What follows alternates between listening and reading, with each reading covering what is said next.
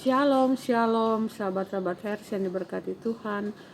Puji Tuhan, kita dapat berjumpa lagi di pagi ini dalam damai dan sejahtera di channel Hers Sumohoke. Untuk kita akan ada sama-sama dalam pembacaan firman Tuhan di hari ini dari Kitab Bilangan pasal 30 ayatnya yang pertama sampai ayatnya yang ke-16. Untuk itu mari kita berdoa. Tuhan, kami mengucap syukur untuk hari baru, hari pemberian Tuhan yang penuh berkat dalam kehidupan kami. Kami mengucap syukur untuk nafas kehidupan yang Tuhan masih percayakan dalam hidup dan kehidupan kami sampai pada saat ini. Kami mohon urapi kami dengan kuasa Roh Kudus, sehingga kami dapat mengerti firman yang akan kami baca di saat ini. Kami percaya firman dan kami melakukan firman dalam kehidupan kami sehari-hari untuk puji dan hormat bagi nama Tuhan. Dalam nama Yesus Kristus firman yang hidup Tuhan dan Juru Selamat kami berdoa kepada Bapa di sorga. Haleluya. Amin. Ya. Sahabat-sahabat yang diberkati Tuhan, Bilangan 30 ayat 1 sampai 16 yang berbunyi demikian. Nasar kaum perempuan. Musa berkata kepada kepala-kepala suku Israel demikian. Inilah yang diperintahkan Tuhan.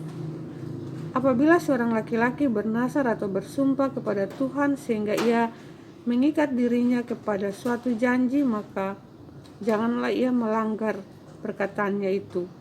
Haruslah ia berbuat tepat seperti yang diucapkannya. Tetapi apabila seorang perempuan bernasar kepada Tuhan dan mengikat dirinya kepada suatu janji di rumah ayahnya, yakni pada waktu ia masih gadis, dan ayahnya mendengar nazar dan janji yang mengikat diri anaknya itu, tetapi ayahnya tidak berkata apa-apa kepadanya, maka segala nasarnya itu akan tetap berlaku. Dan setiap janji mengikat dirinya akan tetap berlaku juga. Tetapi jika ayahnya melarang dia pada waktu mendengar itu, maka segala nasar dan janji yang mengikat diri anaknya itu tidak akan berlaku. Dan Tuhan akan mengampuni perempuan itu sebab ayahnya telah melarang dia.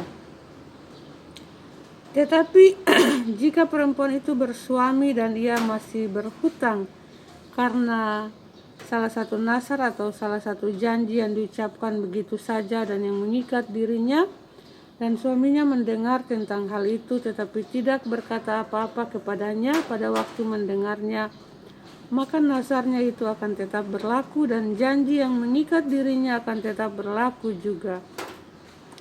Tetapi apabila suaminya itu pada waktu mendengarnya melarang dia, maka ia telah membatalkan nasar yang menjadi hutang istrinya dan janji yang diucapkan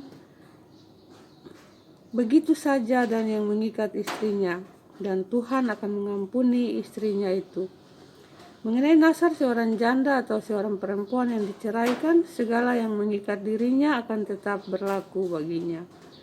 Jika seorang perempuan di rumah suaminya bernasar atau mengikat dirinya pada suatu janji dengan bersumpah dan suaminya mendengarnya tetapi tidak berkata apa-apa kepadanya dan tidak melarang dia, maka segala nasar perempuan itu akan tetap berlaku dan setiap janji yang mengikat diri perempuan itu akan tetap berlaku juga.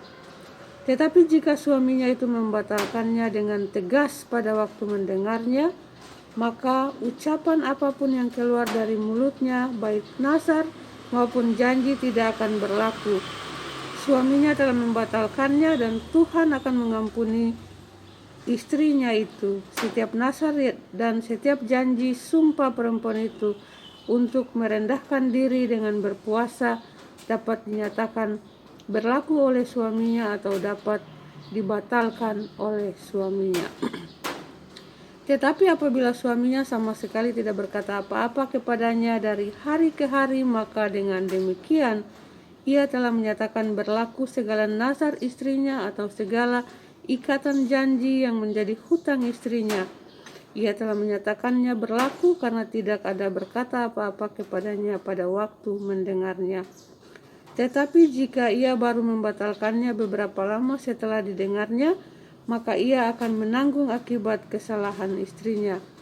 Itulah ketetapan-ketetapan yang diperintahkan Tuhan kepada Musa, yakni antara seorang suami dengan istrinya dan antara seorang ayah dengan anaknya perempuan pada waktu ia masih gadis di rumah ayahnya. Demikianlah pasal pembacaan firman Tuhan kita di saat ini yang menjadi makanan rohani bagi kita untuk hari ini. Berbahagialah kita yang mendengar firman, percaya firman, dan melakukan dalam kehidupan kita sehari-hari untuk puji dan hormat bagi nama Tuhan. Tuhan Yesus memberkati kita semua. Haleluya. Amin.